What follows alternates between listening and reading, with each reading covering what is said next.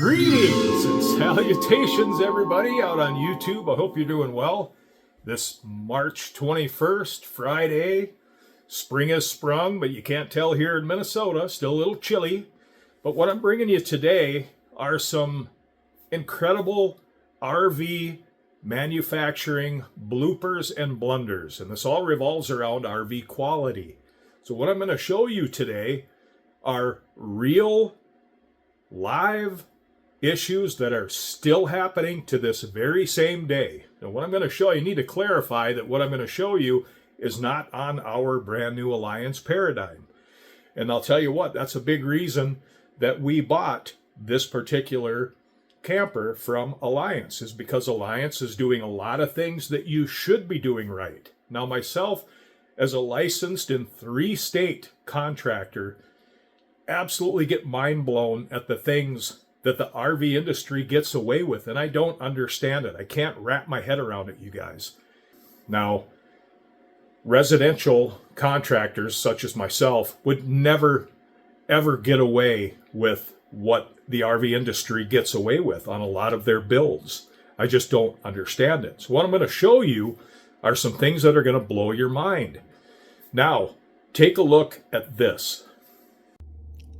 Now, first on my most hated list is how RV manufacturers do their plumbing. Now, I want you to take a look at some of these pictures. A lot of RV manufacturers are still using PEX line connected to braided flex hose using cinch clamps or pinch clamps on braided lines. Now, keep in mind that expansion and contraction rates between PEX and braided line are different. They're rated for two different things. And then they use improper connections. There are certain connections you're supposed to use for braided flex tubing. Certain connections are meant to use for nothing but PEX line. But a lot of manufacturers are still doing both. And it's wrong to do that. And they wonder why there are so many problems with leaks and issues with their plumbing. Now, here's another Einstein move. Who comes up with this stuff, you guys? Look at this. And I actually have seen this in person. Putting a freshwater connection right above a furnace exhaust or a heat vent from your water heater. How on earth did they come up with this Einstein idea? Now, I have personally seen in campgrounds where the fresh water line actually got melted. I actually saw one camper on a Keystone camper, this was about 2 years ago down in Arizona, where the 50 amp power connector was right above the hot water furnace exhaust vent. And it was actually starting to melt his cord. I don't understand how they get away with this kind of stuff. Now, how about this genius move? Running barely shielded wiring and plumbing through a punch out or a cutout in the frame in order to duct those lines, and those holes are unprotected, meaning it's just rough, jagged, sharp metal that they either cut out or stamped out without inserting like a rubber grommet or some type of a rubber barrier that goes around it to protect and shield those lines. I have seen this happen. I have been around RVers who had to chase down a plumbing leak or an electrical leak because of this unprotected bare metal and their electrical wires running right through it and their plumbing as well. Absolute genius move. How do they get away with this? I don't understand. Or let's check this out. RV wiring. My God, have mercy. Look at this rat's nest, bird's nest of just excessive wires just balled up, thrown into a compartment. Why? Why do they do this? I mean, anything from bad connectors to masses of loose wires just laying there, bouncing up and down as they go down the road, banging against sidewalls and the floor, with crappy crimp connectors, and then using electrical boxes or outlet boxes that we in the industry called stab in or push in, where they take a clip part of the wire and they just shove it into the box and it's friction fit. Okay, yep, we use those for residential, but in an RV, going down the road, bouncing, shaking, quaking, baking, why would they use this? I have seen people personally who had to chase down why outlets weren't working, why all of a sudden their fridge wasn't working or whatever it might be, microwave, because the rough-in wiring was just shoved into a friction fit or a pinch point in a box. Not a good thing. They should be using the screw type of residential 110 outlet boxes and blocks that you have to screw the wire to. Now check this out. A couple of these pictures are actually on a camper that I used to personally own. Now, when it comes to roofing on RVs, a lot of manufacturers just use the cheapest TPO or EPDM membrane that they can get their hands on and call it good.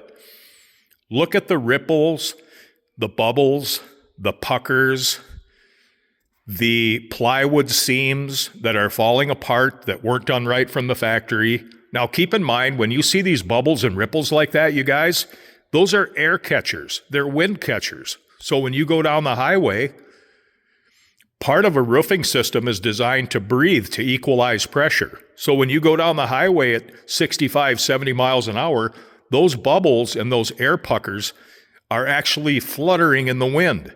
And what is that going to do? It's going to break down the material. It's going to cause the bonding underneath to lift.